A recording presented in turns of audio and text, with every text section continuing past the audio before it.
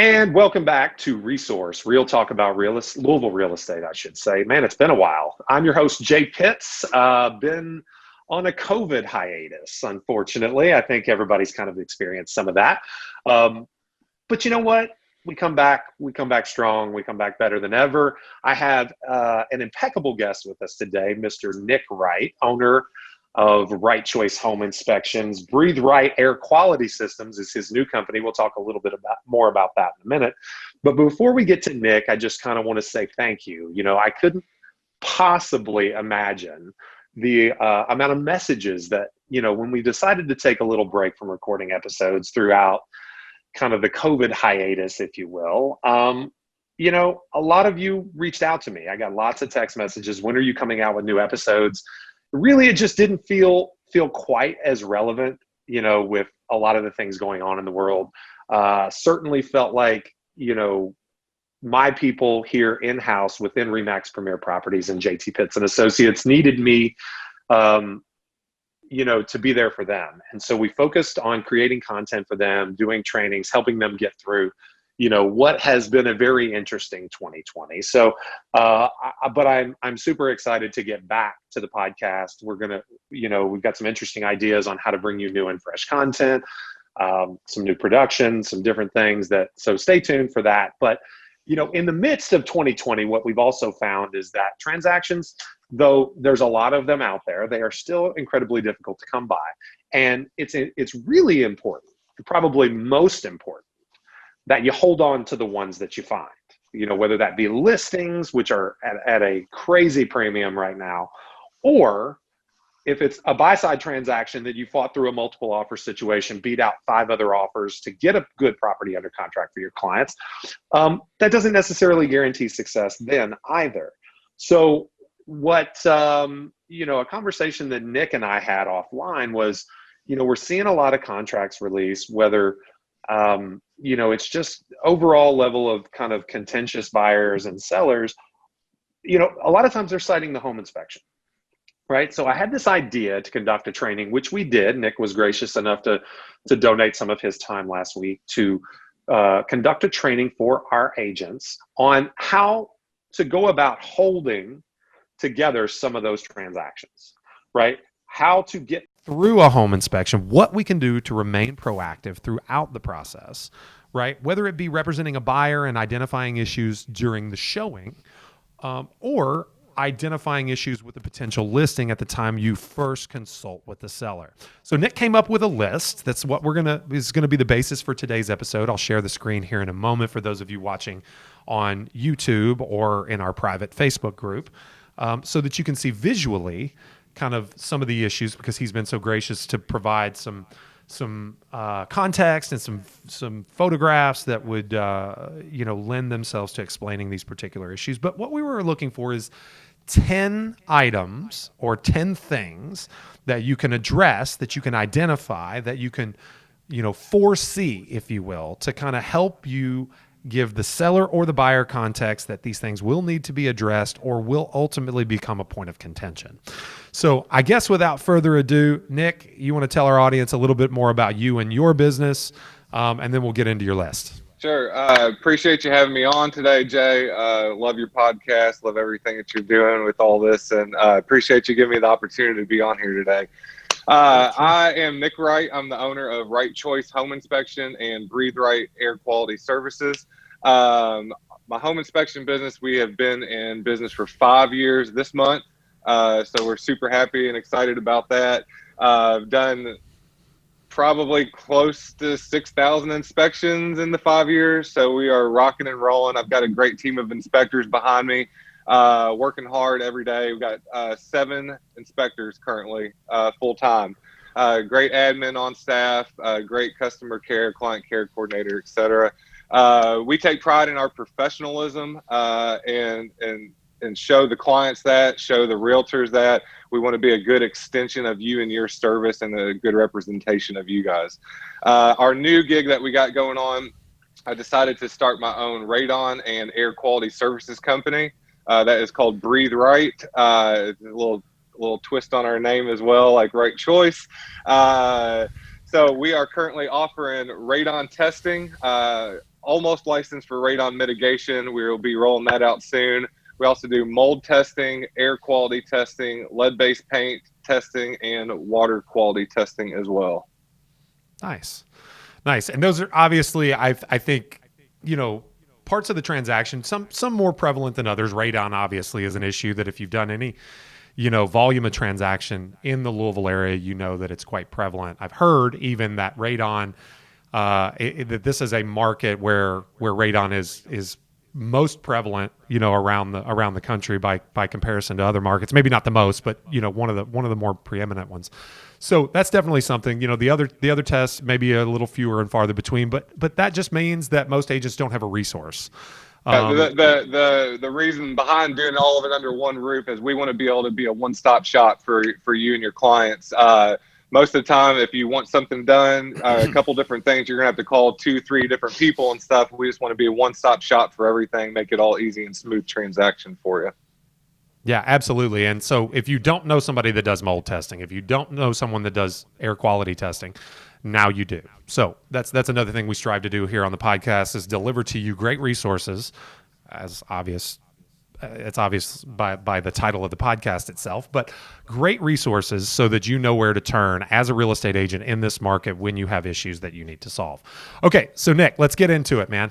So I'm going to go ahead and share the screen for those who, again, are watching on video, and if I will put this graphic up on the private Facebook group. If you're a fan of Resource to the point where you have gained admittance to our private Facebook group, then you can take a look at this later. If you're just watching on or listening on iTunes or any of those other podcast platforms that we support. So here we are. 10 things to do when you're representing a buyer during a showing to look out for, or you're doing a consult with a seller prior to going to market. Property history, Nick. Let's talk about why that's incredibly important. I think, one of the scenarios is we have a tendency as real estate professionals to, walk through the house with a seller and not do a good enough job investigating the history of the property because we're afraid it's going to get us out of rapport. Why is it important that we know what we're going into at the time we accept the responsibility of marketing a piece of property? Well, I mean, honestly, I believe it's important for the sense of transparency throughout the process of selling or buying a home. If you're the seller, you want to be able to provide that buyer with as much information and transparency as possible. You want them to give them a peace of mind that what's in your home, the age, the approximate condition, etc. If you're a buyer, on the other hand, do your research and stuff. Read that seller's disclosure. Go through that with a fine-tooth comb.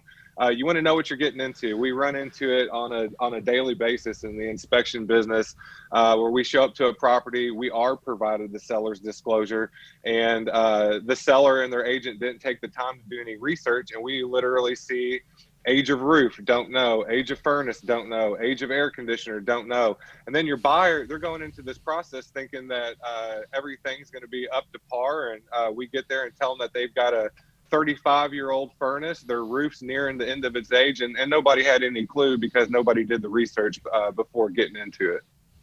Right. No, I understand that. So you go a step further in this handout that you've provided us with, where you say that we should also do permit searches.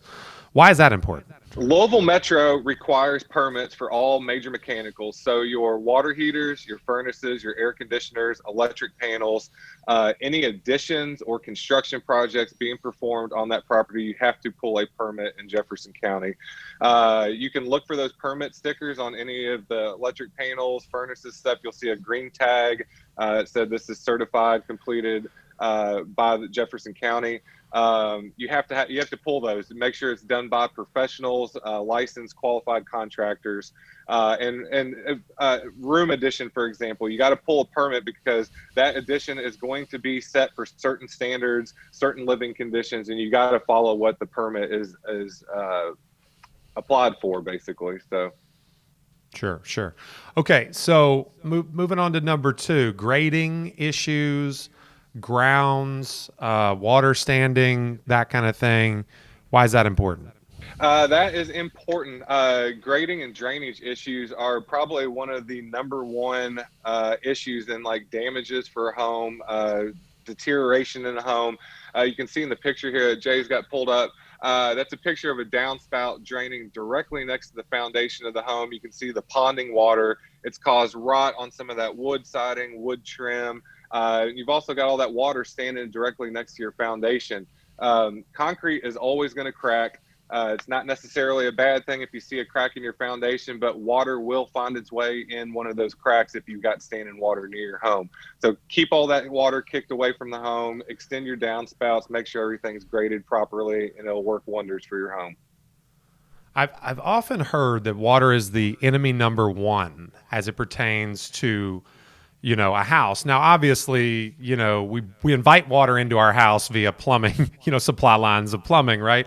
We route water out of our house with waste plumbing, right? Or sewer lines or, that type of thing. But, groundwater is something, and I think that kind of transitions into section B of this, where you've said to assess trees near the structure as well. But, a big part of the issue with trees is the moisture that they bring next to the foundation.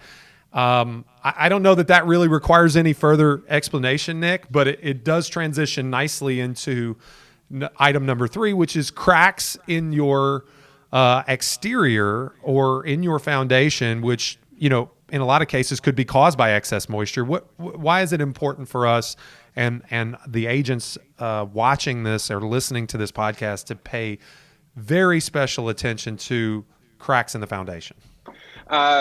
It's important. First of all, we want to educate all of our agents that we work with. We want you to be the educated agent. Let people know you know what you're talking about, know what you're looking at. The cracks are a telltale sign of movements, settlements, possible foundation issues. All homes are going to settle over time. Just depends on the severity of it. My wife and I, we live in a 3-year-old new construction home. It has settled. We got a couple cracks in our foundation. They're considered what's to be good cracks, so we're not really worried about it.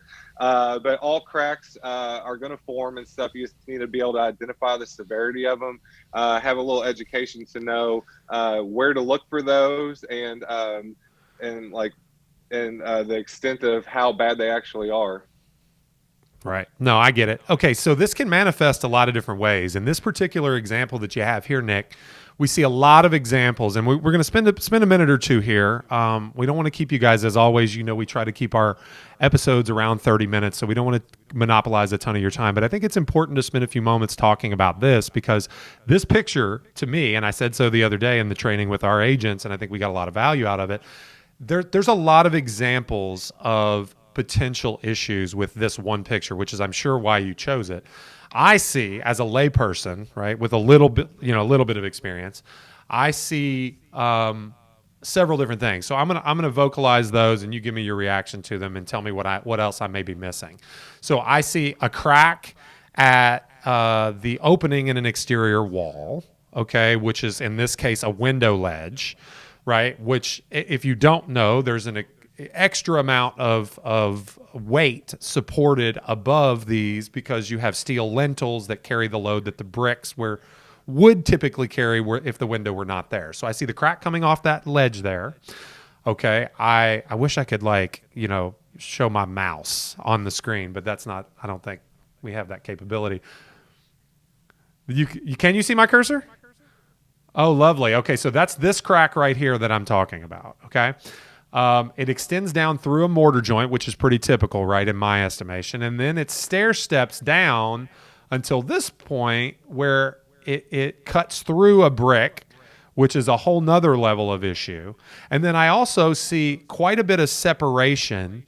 And if you look very, very closely down here at the bottom, a much smaller crack developing through another brick. Obviously, based on the angle that the photo was taken, you can't tell if there's displacement front to back or side to side. You just see the size of the crack. So, Nick, talk to us about those couple of things and what those individual issues mean. All right. So the crack you described it very accurately. This is what we would consider more of a moderate to major crack. You do see the expansion at the top is wider than that at the bottom. Is splitting bricks, which is an indication of quite a bit of movement. If it were contained in the mortar joints, that's something that we would just consider a typical crack. Usually recommend tuck pointing and maintenance, something along those lines, just to get it sealed up. This is indicating some type of shifting or movement in the foundation, most likely.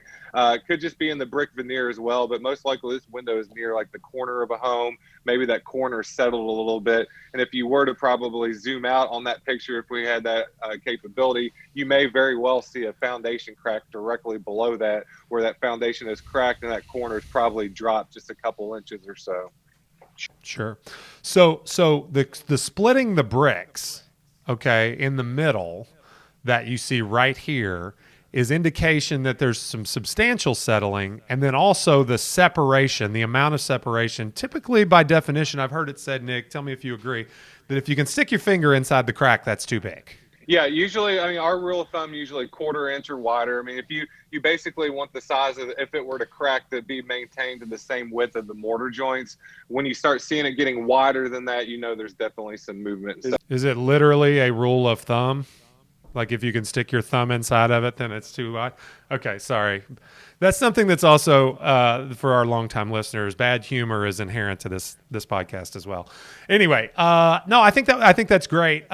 Important to note that that hairline, stair-step cracks and mortar joints are probably indicative of typical settlement, specifically off these openings in brick walls, right? Or in stone walls, where you have a garage door, opening, which is substantial. It covers a really wide distance. But windows and doors as well, that's where you're going to see them most likely. Isn't that correct? Yes, you are correct. Okay. Awesome.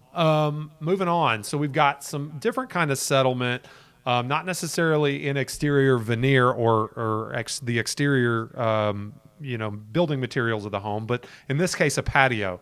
What should they know about this? So ultimately, this kind of goes back to one of the original notes that we hit on, was checking out the grading around the home and stuff. What really is the issue here, you got maybe some safety hazards. In the picture to the left, you could see a pretty large crack that's offset, which would create a trip hazard. Children, your elderly family members could trip and get hurt on that. But ultimately, the settlement and like draining back toward the home. So you get a good hard rain, that water is not going to shed away from the home like the patio on the right has been repaired to do. That's all going to pond up in those areas, sit next to the home, create drainage issues, trip hazards, etc. Yeah.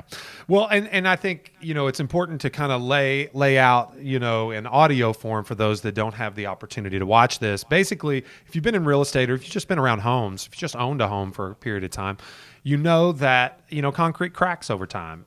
Slabs of concrete, whether it be a sidewalk or a patio that lay on top of the ground, are typically about 4 inches thick. The ground shifts beneath them and they crack. And depending on which direction you get the sloping, you have, more of an issue or less of an issue. Regardless, it's a trip hazard. It's a freezing water issue during the winter and a slip hazard regardless. In this case, it kind of, mirrors the issue with water potentially ponding next to a foundation because it slopes toward the property. One thing that we discussed the other day, Nick, and as a remedy for this potential issue, is now they have companies that will core or drill through the concrete and inject from the top side concrete through the hole that lifts the cracked slab to a level where it's even with the rest of its surroundings, and then they will caulk the joint with concrete mortar. I guess I could put caulking in air quotes there, so that you don't have that tripping hazard anymore also. So very important to know what to do there. All right, now what I seem to, with number 4, Nick, I seem to have an issue with almost every house we sell, it seems, or every house that I renovate, that's for sure. There's always roof issues, and it's always a big ticket item that, if it comes back as an issue on the inspection, it's going to invariably put your deal in jeopardy. And I think that's probably just, a cost thing. So how do we know before we get in the midst of a transaction? We're probably not carrying, most realtors, or any realtors for that matter, we're not carrying around step ladders in our vehicles. We're not getting on roofs. A lot of times they're not very visible from the ground. We don't know, whether or not to trust the disclosure in all cases. Talk to us about the roof, and what are some ways that we can kind of eliminate this as such a barrier to getting a transaction closed? Right. So first of all, I mean, definitely don't want you guys attempting to get on any roofs or anything. Leave that up to a trusted professional. But I was explaining yesterday to a group of agents and stuff as well, that take a minute, look at that roof from the ground. You can step back quite a ways and see quite a bit of stuff to help determine the age. You see here in the picture on the slide, you can see the wear and tear on the edges. You can see visible granule loss, discoloration. You might even see some missing shingles visible from the ground. If you see any of the streaking, you'll see black streaks going down the roof. Usually it's an indication of typical aging. But most granule loss, discoloration, missing shingles, talk about nail pops last time with your group, Jay. It's where a nail is coming beneath the shingle, pushing it up. Eventually that nail is going to work its way through that shingle and cause an area that's going to be prone to leakage and stuff. So a lot of the times you can step back, look for the streaking, granule loss, discoloration, raised shingles, missing shingles. It's all kind of telltale signs that it may be an older roof and definitely need to be addressed. Nice. I think that pretty much does it. Let's talk about floors, because this picture is really quite interesting next. Where you see a substantial amount of gap between the baseboard at the corner of the room and the baseboard just 2 to 3, maybe not even, maybe 18 inches adjacent, where it meets another doorway. What's this suggesting that we've got a problem in right here? So majority of the time, the sloping floors are not going to be a problem. Like we talked about, all homes are going to settle and stuff. You may see some slight settlement, feel it when you're walking around. This picture here is dictating some pretty drastic settlement, really, in my opinion. Like you said, that's probably like a little 2-foot span in that picture. And you can see it's tight at the bottom to the baseboard on the left. On the right side, you've probably got close to a full inch, maybe 1.25 inch difference there from the floor to the baseboard. Sometimes that is going to indicate moisture damage, wood destroying insect damage, structure damage even. So the picture to the right of that, that's showing how some of this damage could be shored up and repaired. Settling floors, you could do a post and beam, some additional supports like that just to raise it back up in areas. But it's always an indication. As soon as we see something like that, we know we're gonna have to go downstairs in the basement, in the crawl space, etc., find out what the cause of that is if something's that drastic. And 99% of the time, it's one of those 3 things: moisture damage, wood destroying insect damage, or some type of crack in a joist or beam. Yeah. So essentially, 2 naturally occurring issues that are just not maintained properly. When you talk about termites, I suppose carpenter bees are getting real bad now in terms of wood destroying insects, but typically termites is the kind of the more traditional and prominent one, and water damage. So, older homes have more of an opportunity to be, not be up to standard in terms of maintenance over the long term. You don't know who owned that 90-year-old home 3 owners ago and how they took care of a potential termite problem. So that's definitely it. I mean, as I'm sure, our more experienced listeners realize already, and our newer to the industry agents are starting to realize that these are trends, right? And there's only a few culprits. Water damage, wood destroying insects are 2 of the most prominent issues. A lot of major issues with homes develop because of those 2 particular things. All right, so this kind of ties in well with the next one. Talking about the walls, ceilings, you're talking about cracks, moisture stains, recently painted areas, mold or fungus. The M word, if you will. Us real estate agents hate that word because we know we're not qualified to say whether something's mold or it isn't. We just know that we see a discoloration in the drywall, and it may be fungal growth of some sort. So obviously, I think if a wall's cracked up, we need to know that. We need to take note of it. If there are moisture stains, obviously we need to take note of that and what could be the potential issue. Again, we talked earlier about water damage being an issue, whether it's ponding water at a foundation or rainwater that is not taken care of with a proper roofing and gutter system. Recently painted areas kind of, lend themselves to a recently remedied issue potentially, but you don't know quite whether or not it was remedied properly. And then mold and fungus is obviously a telltale sign that you want to call to your client's attention. Here's some examples of that. But Nick, I really want to make sure that we get all the way through this. So let's leave that one be, because I think that's pretty obvious to everyone's knowledge. Just, look for these things. Windows and doors, though. A lot of people, and I'm getting a ton of questions on this. Of course, we understand the difference if you have wood windows and doors and you have, either dry rot or wet rot, as a result of improper moisture management. But this picture of the broken seal on a vinyl replacement window is something that I hear about all the time. It comes up on almost every inspection report. And agents don't know what to do about it. So can you give them a potential remedy that they can suggest for a seller prior to market, or a remedy short of replacing the entire window for a buyer that doesn't know what to do about this? So got into a discussion about this with you all last time. A lot of agents are in the mindset, and like your consumer, that this is strictly a cosmetic problem. In my opinion, it's really not. I've talked to several window companies and stuff. So on a double pane window, you've got 2 layers of glass. In between those 2 layers, you've got argon gas pumped in between there. That works as an insulation barrier and a thermal barrier to protect the interior from getting blasted by sun rays, cold weather outside, etc. Once that seal's failed, it allows the gas escapes, and it allows for moisture and air to intrude, like you see in the picture above.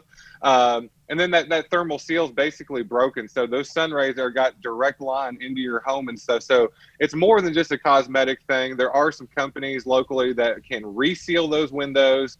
Most of the time, newer windows like that, you can just replace that upper sash without having to replace the whole frame and everything. You can look up the manufacturer, and there's replacement parts for them. Well, in a lot of cases, if they are relatively new, they may be under warranty. So that's a good bunny trail to go down before you start considering costly repairs. But Nick is absolutely right. I think if the warranty does not satisfy the repair, then you probably look at your next most economical example is to repair the sash. Okay, if it can be repaired. Like Nick said, there are companies that will vacuum out and clean up the moisture and inject and seal new argon gas within the 2 panes, and then you reinstall the same sash. They do the repair. They remove the sash, make the repair at their shop or what have you, and then they reinstall the sash. Replacing a sash is also much less expensive than replacing the entire window. But obviously sometimes you have to go there. So appreciate you for providing at least a couple more economical options for them. Let's get into mechanicals, because we hadn't really talked about that much. We've talked about more natural hazards, right? Water and termites and that kind of thing. But, every home is comprised of mechanical systems, right? Whether it be electric, HVAC, plumbing, major appliances, like refrigerators, etc. Talk to us about, this number 8 here and that lovely picture of that condenser you got there.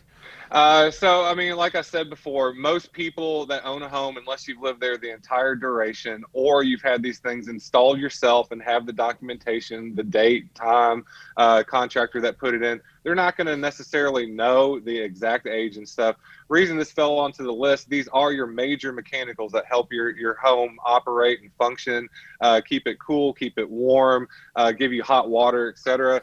And these are also some of the most expensive things to replace on a home. So daily, we run into things on inspections where there's discrepancies on age. A lot of people don't really know the cutoff on what we consider marginal and aging and stuff. So we've kind of listed that out here for you. Just up at the top, air conditioners, condensing units sitting outside, pictured below. This one's obviously probably going to be 20 plus years old, marginal aging, got some rust visible on it. An outside condensing unit like that can cost you roughly $1,500 to $2,000, sometimes more with some of the larger units and stuff. But the typical cutoff for those is 15 years before we say they're marginal and aging. That's the typical lifespan on one. And the major thing with those being older, they changed the Freon, which is the coolant that they use in those to cool your home. Pre-2010, it used something completely different, R22. Now that is very expensive to purchase and get a hold of and stuff, and it costs a lot to put a Band-Aid on an older unit, basically, due to the Freon cost.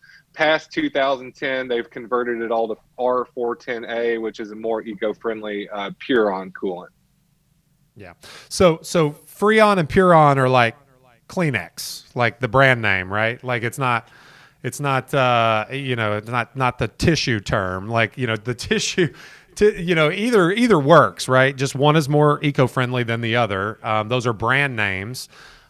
So please, I think it would be good for our agents to learn the R22 and the R410A titles. That they also need to understand that some R410A, air conditioners. Well, not some, all. They do not. They must have a furnace, which is the next on your list, that is compatible with R410A.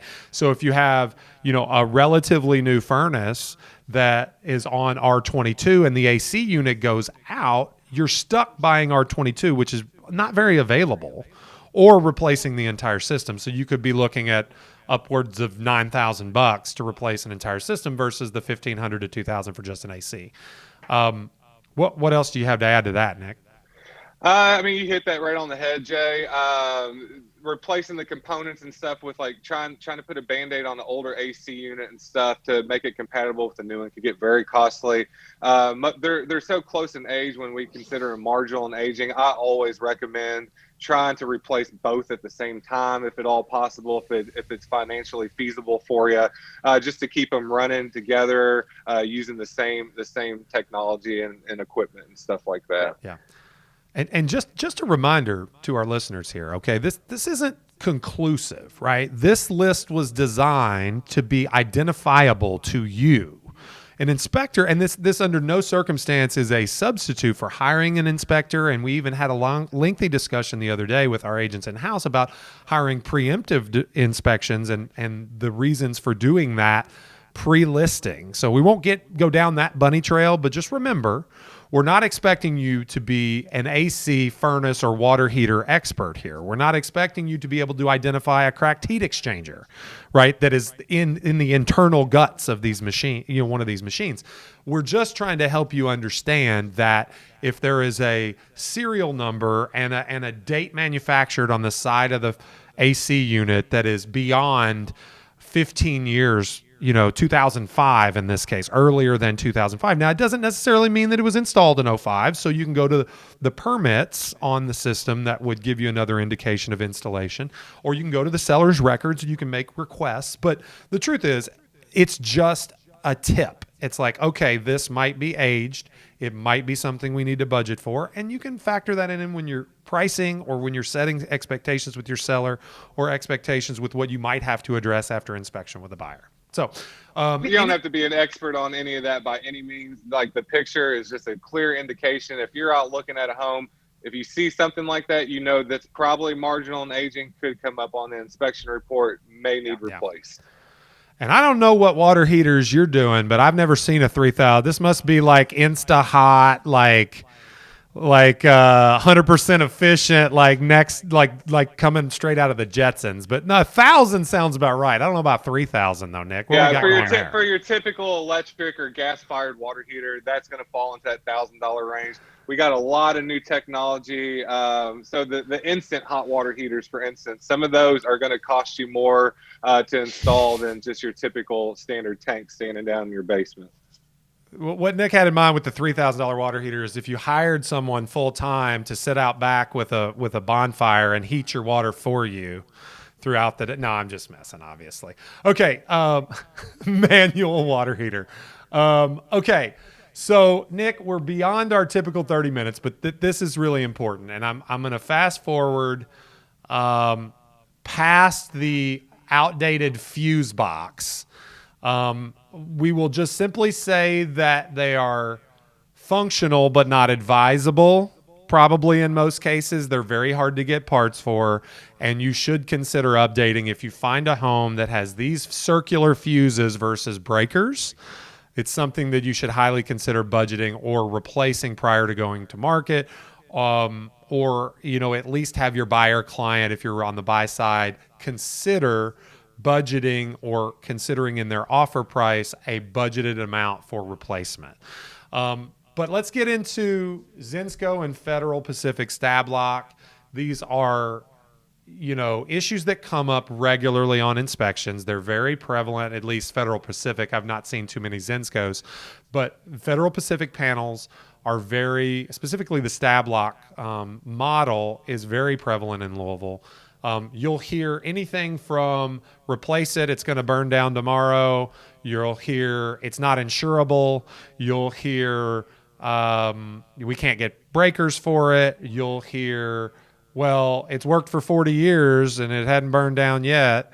All of those things are the narratives that we hear when we encounter these. So demystify the Fed Pacific panel, if you would, for us. Important, always locate your electric panel, open up the door or the cover on it like you see here. You're not going to get shocked doing that or anything. Identify if it's one of these brands or an older fuse box like you see above. The Federal Pacifics and Zinscos were both known for overheating, potential fire risk. You see on the left, those breakers are all turned outward and stuff. It makes it very difficult to safely remove that cover panel. You can loosen the breakers by switching them on and off and stuff, and it would cause arcing, sparking, overheating over time. Both of them, multiple lawsuits against both brands and stuff. So like you said, very prevalent in our area. May not be a problem. We are always going to identify that and recommend an electrician check those out just for the safety of the potential buyer and the homeowner themselves. Awesome. I love that. I mean, that I think is very, very conclusive. As I think it's important to understand and have a basic knowledge of home systems. This is probably not the right time to teach people all about electrical, or our agent, viewership about the ins and outs of how an electrical panel works. But suffice it to say, the overheating and the fire hazard comes typically from arcing, which is a separation of, two components that exist in a circuit or a circular, current. And you get electricity jumping from one to the next, right? Over a break in that circuit. And anything that catches in between that has the potential to catch fire. So these are issues with these panels. Again, they may work properly. But the moral of the story is they do until they don't. Okay, and when they don't, that means your house burns down, unfortunately, and that's safety issues. That's lots of equity and investment loss. Yes, you probably have insurance, but I think everyone would agree that a house fire is not something that we ever want to experience. So advise your clients to look into these. We're not necessarily saying that you must draw a hard line for these to be replaced. Nick would probably recommend that. I think it lessens liability for everyone involved, including the seller, including the buyer, to address these particular panels, because the more time goes on, like we said earlier, they're going to be less and less able to be maintained. So anyway, that's welcome to the TED Talk. Let's move on, Nick. We've got one more thing, and I'll get the screen shared back one more time. Basement cracks and foundation. We talked about mold, mildew, moisture stains. We talked about moisture at length earlier. But just give us a real quick assessment of. I found the picture on the right very, very informative. Your explanation of that. The white concrete block foundation with the cracks there. Give us a little bit on that before we adjourn. On that, like we spoke about earlier about cracks in brick, this is also relative to cracks in foundations. There's good cracks, there's bad cracks. In the picture to the right, you can see the stair step crack next to the window opening, and it translates all the way down in a different direction there. You see the horizontal crack right beneath the window opening. Horizontal cracks in foundations are never a good thing. That's indicating a lot of movement and pressure from the outside soil, actually probably bowing that wall in. If you were to eyeball that wall down the side, you'd probably see a decent little curve or offset in that where that horizontal crack has occurred. Always check around windows, door openings. Any stair steps in the foundation are always going to be an area where you'll probably find a crack. And again, if a crack is nice and uniform, not offset anything, that's probably considered a normal crack. Some of these here, you see the one to the right of the window, larger at the top. It gets smaller as it goes to the bottom. So you know that's some definite movement in that. And again, the horizontal is not good. Anytime you see moisture intrusion through a crack, that is not good as well. A lot of times you could see a white powdery substance beneath a crack. That is indicative of we call that effervescence. It's a white powdery substance that's been left behind from moisture intrusion, where it's dried out and left like the salt deposits behind. So any offset cracks, any larger cracks, any cracks with moisture intrusion, definitely something to take a look at, have looked at by a professional. That's awesome, Nick. I think you nailed it, man. We certainly appreciate your time here today. I don't. I like to be respectful of our listeners and viewers' time. Any particular last words that you wanna share before we send them back out into the world of real estate to sell houses and invariably have inspections, cancel transactions? Sorry, Nick, I had to. Go ahead. Ultimately, if you got questions, concerns, when in doubt, reach out to a professional. Call a home inspector. Call somebody that specializes in the field where you may have a problem, where you think there's a problem. Just be proactive with home maintenance. It'll go a long way in the long run. Absolutely, and hire a good home inspector. I think that goes without saying. We like to bring you great resources. Nick is one of those that we use fairly often here with our team and in our brokerage at RE/MAX Premier Properties. So he's certainly a trusted resource for us. We would recommend that you do the same. It's always a good idea to provide your clients with multiple options, okay? But having multiple options that will produce for your client and set their mind at ease. So often the success of a home inspector is not necessarily their ability to identify issues. Any home inspector can do that. Once you get a license, you're licensed to put those skills to use. It's the communication that is so incredibly important. If you like the way Nick framed these issues today, I can tell you with reasonable certainty that this is the way that you're going to see him and his staff interact with your clients. So I couldn't give him a more ringing endorsement. Nick, we appreciate your time today. Folks, before we let you go, we just want to say thank you again for sticking with us. We know we've been on a bit of a hiatus. We have a lot of interesting things planned for the coming weeks. We're jumping back into that weekly cadence. I'm excited. I am invigorated. I have had a lot of exciting things happen this year. Despite all the challenge, and we know that there are people out there that are frustrated, people out there that their business hasn't gone the way that they hoped this year for a variety of reasons. We also know that there are things more important than business. But, if you're like me, okay, it does form a big part of who you are. You approach your trade, okay, with pride, and it somewhat defines you. Now, you have more important things in life. Family is one for me that is incredibly important. I know it is to Nick as well. But, what we want this podcast and this show to be for you is a way to learn skills, to interact with like-minded folks that are out there in the community serving people at a high level. So if you're consuming this on iTunes or on YouTube or one of our more public outlets, feel free to shoot me a message, okay? We have a private Facebook group that we have created to interact with you. It's where we publish show notes. We publish, the handout from today that will show Nick's examples.